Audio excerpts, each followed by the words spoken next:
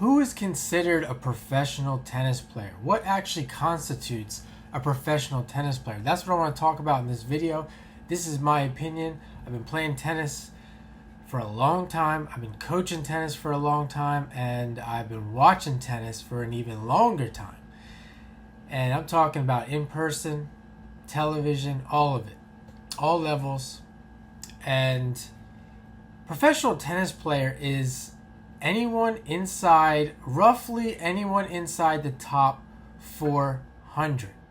Now, of course, give or take a few here and there, but that's the marker. Okay, that's the dividing marker. Inside 400, you're a professional tennis player. Outside 400, you're not a professional tennis player. And there's many players that are outside the top 400 that could potentially break in the top 400. So we could just say if you've been trying for, say, on average, we could just say if you've been trying for about 2 years, you got about 2 years to get in. If you're seriously trying to get in to the top 400, you got 2 years to do it. And meaning you're playing on the circuit consistently for 2 years. If you don't get in within 2 years, you're not a professional tennis player. You're not good enough. You're not good enough, period. And you probably never will be. And the people that do go beyond that and try to get inside the top 400 are just, they're stubborn. They are stubborn, either stubborn or they have a lot of money, or both. So, I just wanted to make this video because there's a lot of people, there's a lot of players that might find this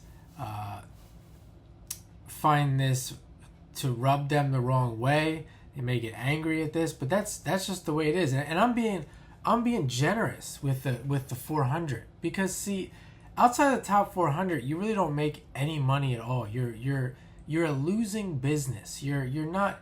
You could almost say you're not even a business. You're like the guy who wants. It's like this. You're outside the top 400, and you're especially like after 2 years, and you're trying to get in. You're basically the guy who wants to start a business but doesn't actually charge money. You know that guy that talks a lot about, I want to start a business and I don't know what to do first, and and you ask him some questions. You're like, well, do you sell anything? Have you made any money? No, I haven't made any money yet. And I find myself giving away my services, etc., etc. That's what the people outside the top 400 like. They're generally, that you could really just consider them like everyone else. They're just playing tennis.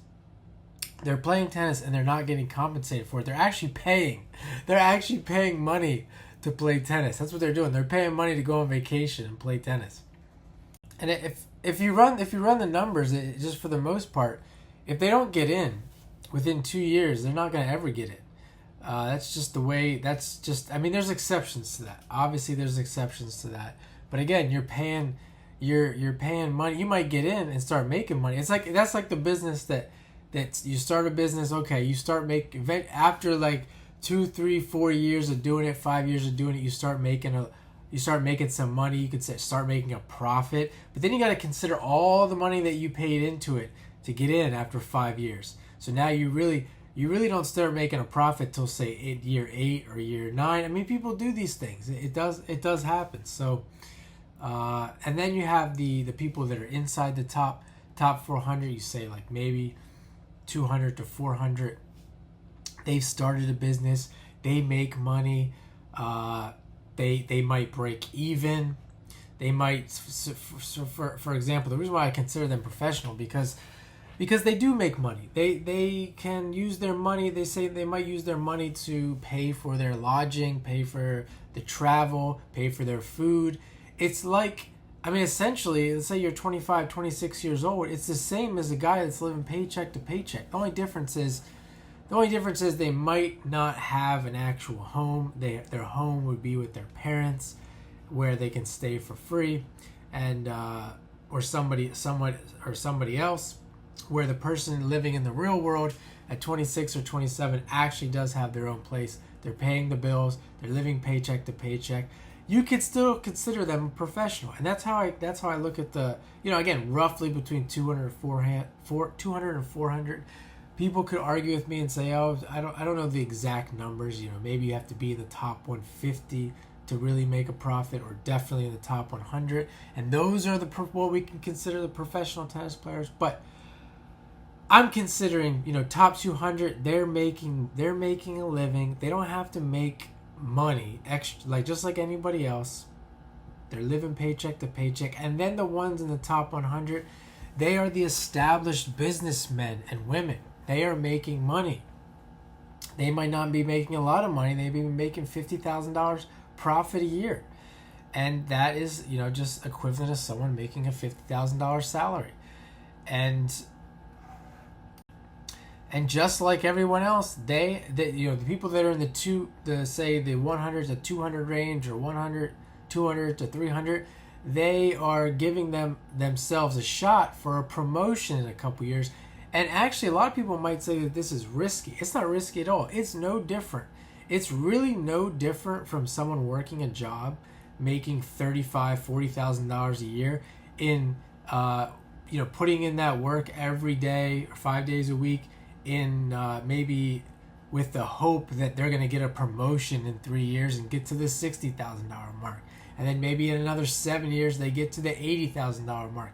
It's really no different. And people may argue with me and say, well, it's a lot riskier. Not really. Not really when you consider, you have to really consider a lot of different things. It's just like anything else. It's just a different life. It's just a different life, a different job. And yeah, that's my opinion on professional tennis, and who the real professionals are. So if you ever see anyone out there, because there's a lot of them, there's a lot of people on YouTube too, or like the internet, talking about how they're, you know, advertising themselves as a professional tennis player, being ranked like 600-700. You're not a professional tennis player. Felix Mischker, not a professional tennis player. He's a YouTuber. Actually, most of the people you see on YouTube, if they're on YouTube and they're making content and they're calling themselves a professional tennis player and they're established YouTubers, no, they're YouTubers. That's what they are.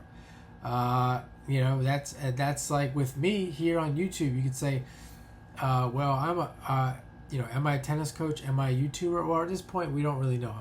I'm a washed up tennis coach who can't stand coaching, who can't stand